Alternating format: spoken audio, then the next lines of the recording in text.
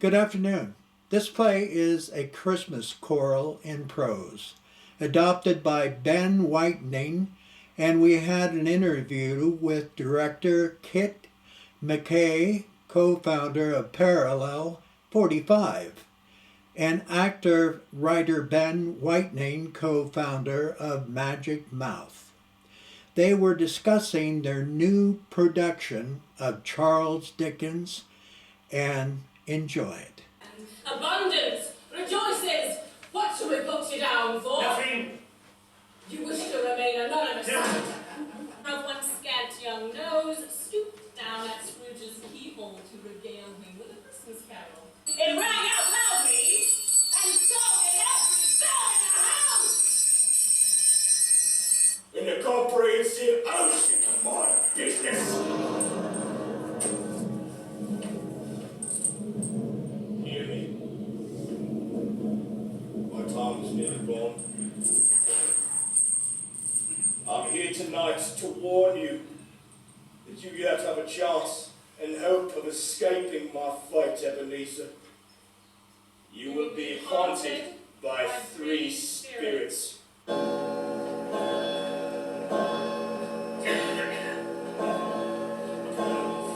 much obliged, but a night of unbroken rest would have been much more conducive to that end. Your reclamation, then, take heed.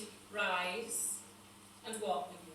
The jocund travellers came on, and Scrooge named them, every one, as they came.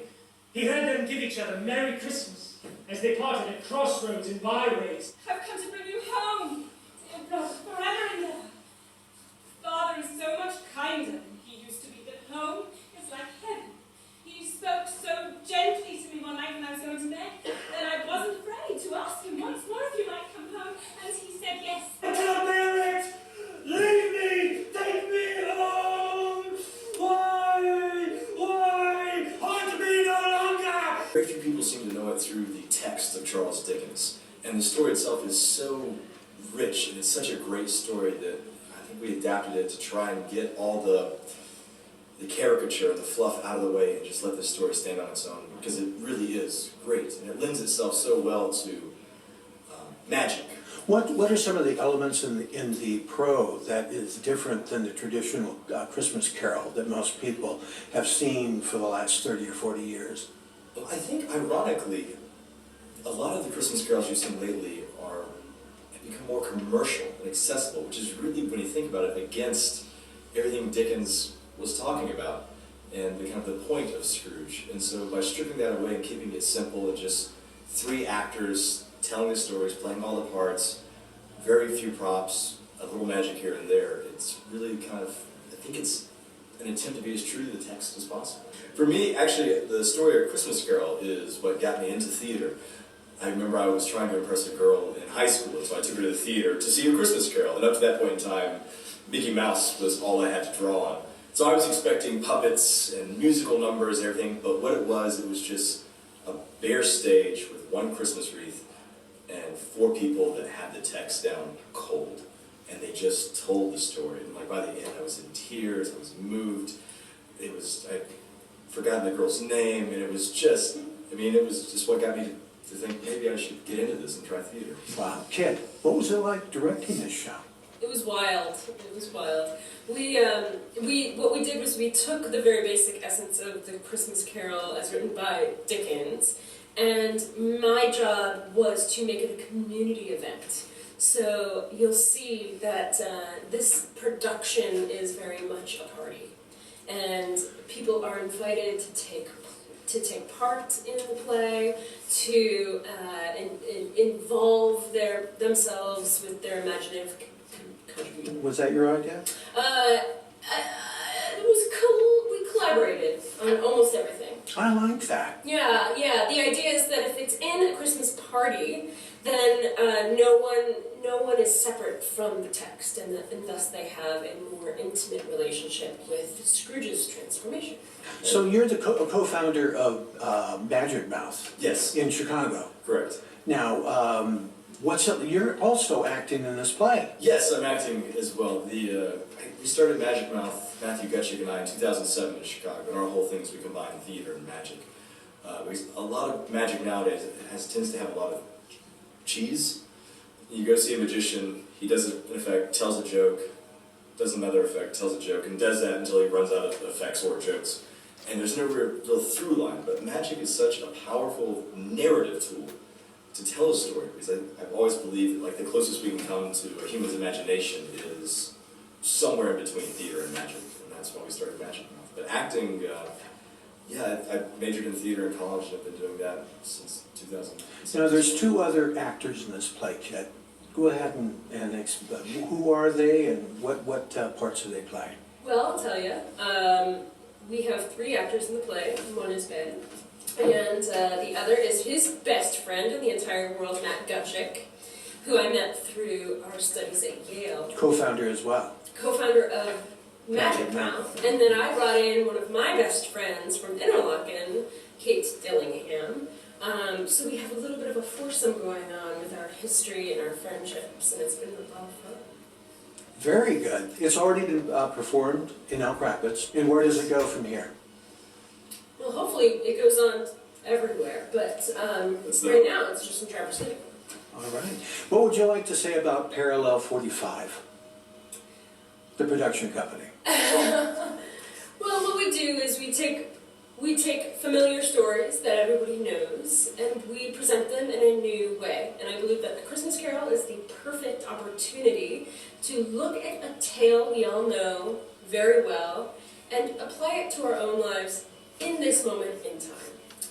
And we do that with every play we produce.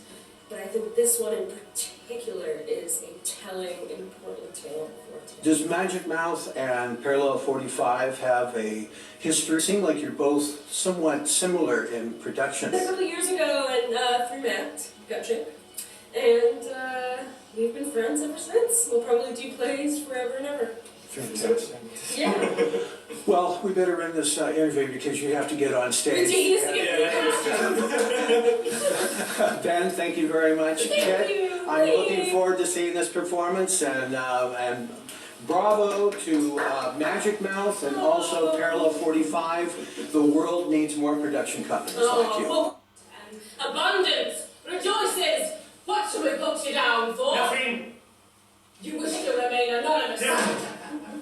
I wish to be left alone. Since you asked me what I wish, that is my answer. Of one scant young nose stooped down at Scrooge's keyhole to regale him with a Christmas carol. It swung so softly that it scarcely made a sound, but soon it rang out loudly, and so did every bell in the house.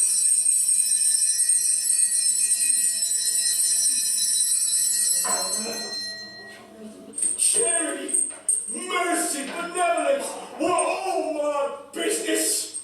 The dealings of my trade were but a drop of water in the comprehensive ocean of my business. Hear me? My time is nearly gone. I'm here tonight to warn you that you yet have a chance and hope of escaping my fate, Ebenezer.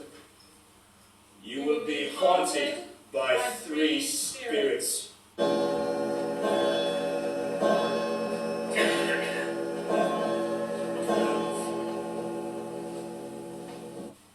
much obliged, but a night of unbroken rest would have been much more conducive to that end. Your reclamation, then, take heed. Rise and walk with me. The jocund travellers came on, and Scrooge named them, every one, as they came. He heard them give each other Merry Christmas, as they parted at crossroads and byways for their several homes. Hey! These are but shadows of the things that have been. They have no consciousness of us.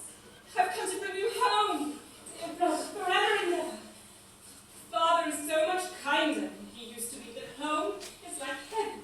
He spoke so gently to me one night when I was going to bed that I wasn't afraid to ask him once more if you might come home, and he said yes, you should. And he sent me in a coach to bring you, and you to be a man, and you're never to come back here.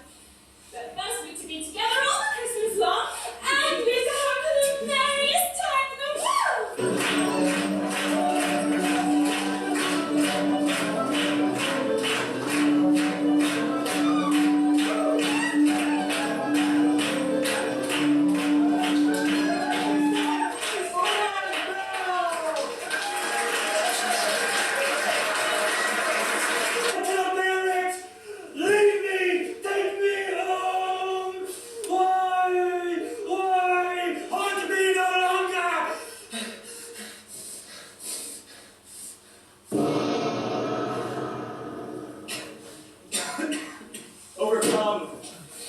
irresistible drowsiness, and not being in his own room, Scrooge sank into a deep, heavy sleep.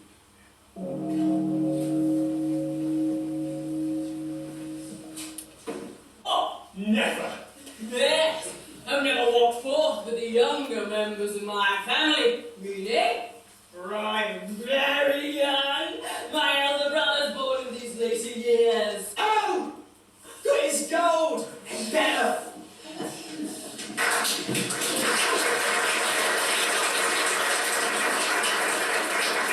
He told me coming home that he hoped the people in the church saw him because he was a cripple. Because it might be pleasant to them to remember upon Christmas Day who made lame beggars walk and blind men see. People as he is strong and hearty. Oh, and what a wondrous goose it was! A murmur of life with rounded board, and even Tiny Tim feebly cried, "Hurrah!" God bless us, everyone. The chestnuts and Joe went round and round, and by, they had a song from Tiny Tim.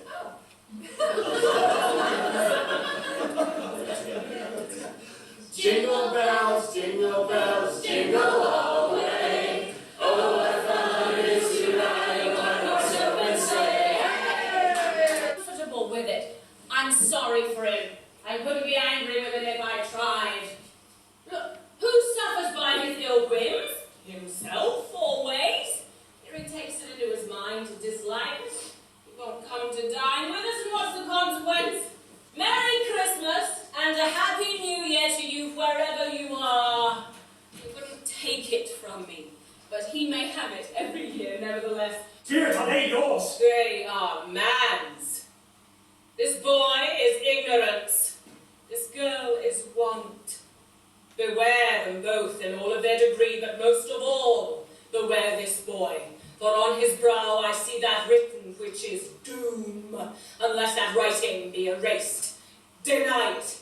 Have they no refuge or resources? Are there no prisons? Are there no workhouses? Yes, yes! The bedpost was his own! The room was his own! The bed curtains were his own! They have not been torn down. They have not been torn down. Rings and all, they are here. I am here. The shadows of the things that would have been may be dispelled. No, they will. They will be.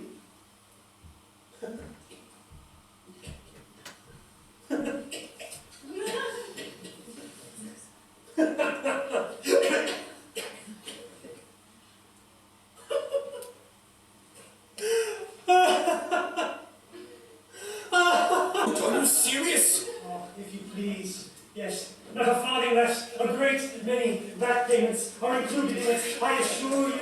Oh, but come and see me. Will you come and see me? My dear sir, I don't know what to say. Yes. We will. Yes. Oh, thank you. Oh, I'm much obliged. Thank you 50 times. Bless this sort of thing any longer. And therefore, I'm about to raise your salary. Merry Christmas, brother. A merrier Christmas than I have given you in many years, my fine fellow. I will raise your salary, and I will endeavour to assist your struggling family. We will discuss your affairs this afternoon over a Christmas bowl of smoking bishop. Now, build up the fires and buy another coal scuttle before I dart another eye, Bob Cratchit.